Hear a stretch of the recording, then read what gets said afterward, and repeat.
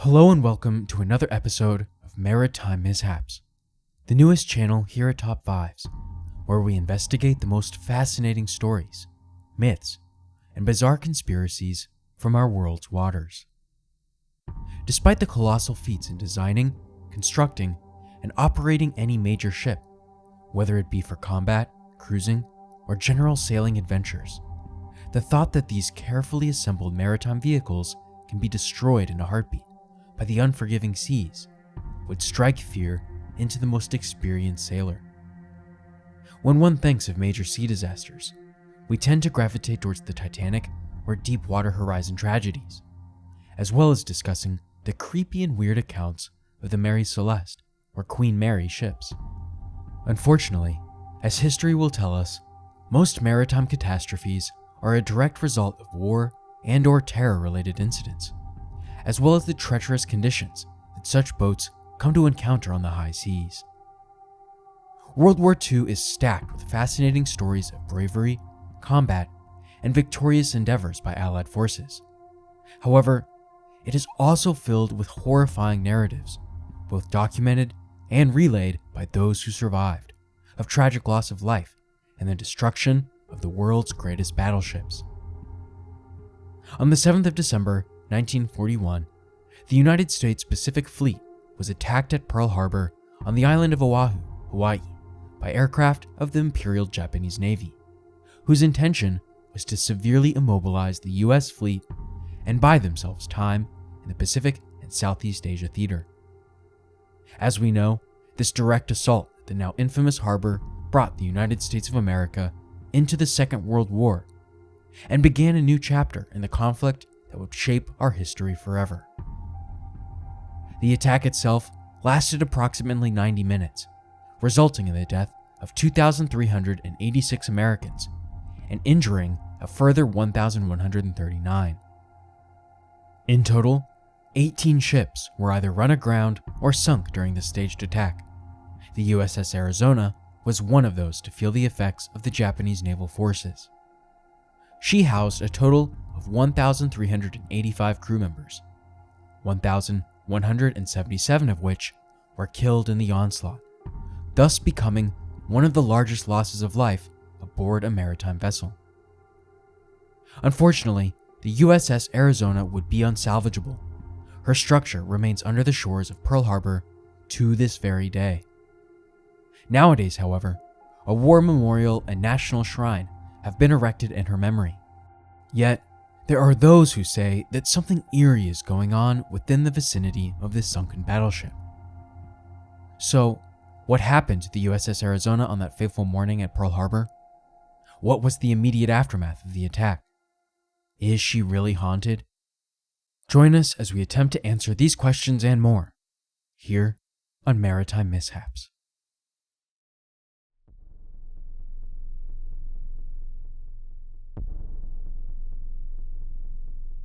As with any historical tragedy, it is worth noting the background and events which ultimately led to the USS Arizona's demise. The battleship itself was the second and last Pennsylvania-class warship of its kind, and was launched on the 19th of June, 1915. By October 1916, she was fully completed, but encountered problems with her engines during initial sea trials. 5 months later, she was assigned to the Atlantic Fleet as a gunnery training vessel during the First World War. At the time, the Arizona was one of the US Navy's most heavily armed battleships, consisting of a dozen 14-inch guns and 22 5-inch guns. She was also the largest ship on the Navy's fleet, with a length of 608 feet or 185 meters and a displacement of 31,400 tons.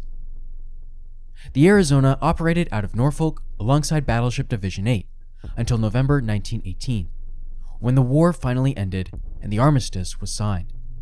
She would serve as part of the honor guard for President Wilson's ship during his attendance at the Paris Peace Conference in December of that year. In the years following the armistice, the USS Arizona operated as a flagship vessel for several battleship divisions before being dry docked between 1929 and 1931 for upgrades and the reinstallment of modernized arsenal, boilers, and other mechanical infrastructure. A number of protective measures were taken, including the addition of new armor and engines too. Once the work was completed, the Arizona was eventually ordered to the Pacific Ocean, where it remained for the rest of its service. Eventually, on October 6, 1941, she was restituted back to her assigned base of Pearl Harbor in Hawaii.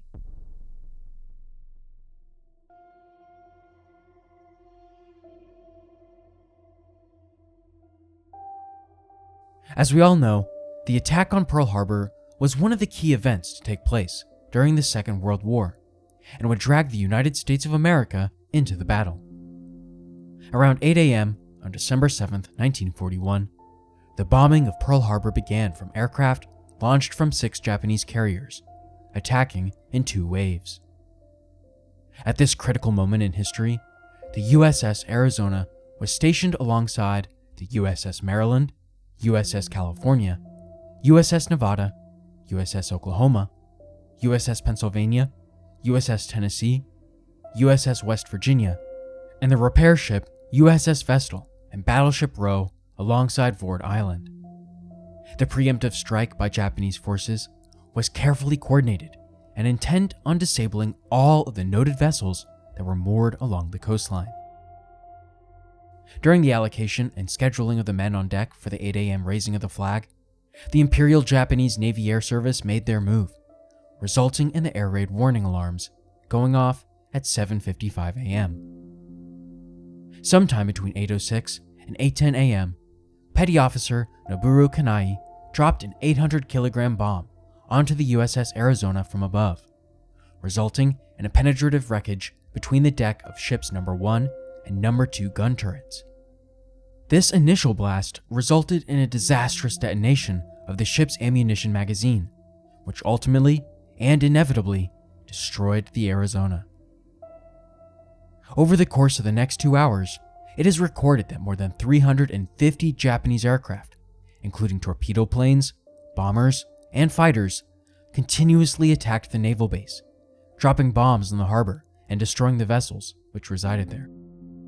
The constant bombardment by Japanese forces caused munitions and fuels to ignite, resulting in a calamitous explosion that is said to have physically raised the Arizona out of the water completely.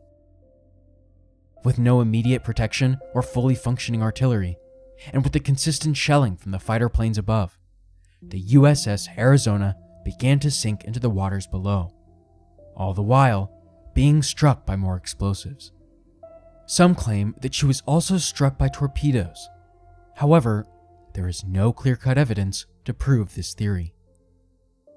Unfortunately, the Arizona was one of 4 battleships that would eventually sink that fateful morning in 1941, including the USS Oklahoma, who also fell victim to the onslaught and capsized before sinking. Miraculously, a total of 334 crew members survived the assault, but it is also noted that those who lost their lives on board the Arizona came to a staggering 1,177 souls. Records also show that many other smaller vessels were seriously damaged during the attack, resulting in the death toll rising to approximately 2,400. And so, on December 8, 1941, the United States officially declared war on Japan and entered World War II. The USS Arizona would sink to a depth of 40 feet or 12 meters below the waters of Pearl Harbor, though some parts did not actually fully submerge, resulting in the ship subsequently burning for another 2 days after the attack. Sadly, despite a major operation to find and retrieve the bodies of those who perished, a decision was made to leave more than 900 crew members within the confines of the ship's wreckage. All remaining vessels, as well as those that sank, but excluding the USS Oklahoma and USS Arizona itself, were eventually repaired and rendered operational. Although the Arizona was effectively ruled as a total loss and deleted from the Navy's register in late 1942, the ship was recommissioned in 1950, and thus leads us onto the aftermath of her story.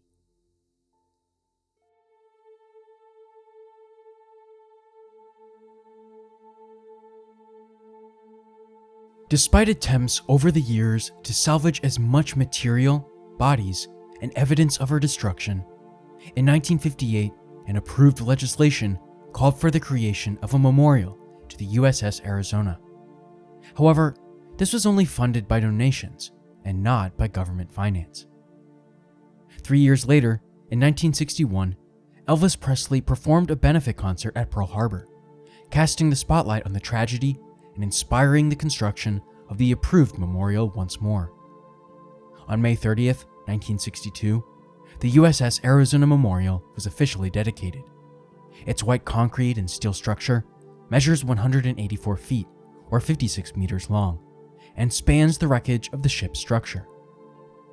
The design was put together by an Austrian-born architect by the name of Alfred Price, who ironically was sent to a US internment camp after the attack on Pearl Harbor. The 21 open-air windows on the concave contour represents a militarized 21-gun salute.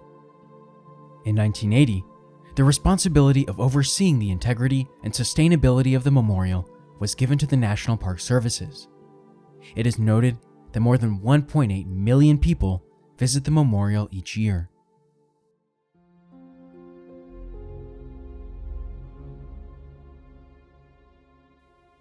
Let us now turn our attention to something a little more intriguing with regards to the aftermath of Pearl Harbor and to the USS Arizona. There are many who are extremely superstitious with regards to the christening of ships, boats, and other maritime vessels. The Arizona herself was christened with water instead of wine, which is considered to be much more traditional. One bottle held water from the spillway of the Roosevelt Dam, whilst the second bottle used at the beginning of her service was champagne provided by the M. Hummel Wine Company. This evident change in tradition led to a large number of naval enthusiasts that believed the USS Arizona was cursed from the very beginning, and has sparked countless theories and testimonies from visitors who suggest that the area is now haunted. Those who work at the memorial have detailed and documented numerous encounters, which one can only describe as paranormal or supernatural in nature. Water taps, radio stations, alarm bell systems, and doors are said to move, slam, and turn on by themselves, with no explanation as to how such occurrences manifest. Many claim to smell burning, even though there is no sign of smoke or fire, whilst others believe to have heard terrifying screams and voices of those who died all those years ago. Eagle-eyed visitors also suggest that ghostly apparitions can be seen running across the watery decks of the ship. Others describe hearing a banging or knocking sound emitting from the hull. It is also said that an officer who died during the attack at Pearl Harbor can be seen standing by the flagpole area of the ship, as well as at the memorial itself. Reports of men parading the halls of the memorial in Navy uniforms have also been proclaimed, as well as a supposed dark mist that suddenly materializes over the waters and eerily forms the shape of a Japanese zero. Though this kind of paranormal activity would be terrifying for most, in truth, many of the workers at the memorial of the USS Arizona have gotten used to the spooky goings-on and, when confronted by frightened visitors, regularly respond by saying, "That's just Charlie." This particular spirit named Charlie is thought to cause most of the mayhem at the site and is responsible for the overbearing sense of sadness that many claim to feel as they walk the hallways of the memorial. Not too much is known of Charlie, nor have there been any verified records of his whereabouts at the time of the attack. However, he doesn't seem to be going anywhere anytime soon. Also, he may have shown his face to us back in 2011. During a visit to Pearl Harbor, an Australian family managed to capture a creepy-looking image beneath the waters above the USS Arizona, a photograph that subsequently went viral and circulated across social media outlets. The lady who took the picture, Susan Devaney, was shocked when she looked at the images from her visit. It certainly portrays a sad-looking face in the glistening oil above the ship's wreckage. What do you guys think? Another spooky tale to omit from Pearl Harbor is of a sailor who was shot and killed after he decided to abandon his post during the attacks. According to military magazine Task and Purpose, the officer's spirit remains at the scene and continues to haunt the remnants of the sunken Arizona. During an episode of the popular American television show Ghost Hunters, which aired in 2011, the cast, including Jason Hawes and Grant Wilson, visited Pearl Harbor to investigate claims of paranormal activity at the Pacific Aviation Museum. The team examined the original airplane hangars from the time of the assault, and during the recording of the episode, they reported hearing voices and music, as well as noting that certain objects had been misplaced or moved on their own during the evening of their visit. At Ford Island, tales of unexplained activity and unusual occurrences are constantly being reported and recorded, with many locals and visitors recalling their memories and subsequent tales of paranormal entities entering their homes and hotels. They reportedly hear voices and footsteps and, similar to the aforementioned investigations, note that certain objects move around the room without human intervention. Electricity is constantly affected as well, with electronic appliances, lights, and other devices losing power at various intervals for no apparent reason. Could it be that the events that occurred that momentous day in December 1941 left such a horrific, destructive, and emotionally scarring effect on the landmark that the ghosts of those who were killed cannot leave? Let us know your thoughts.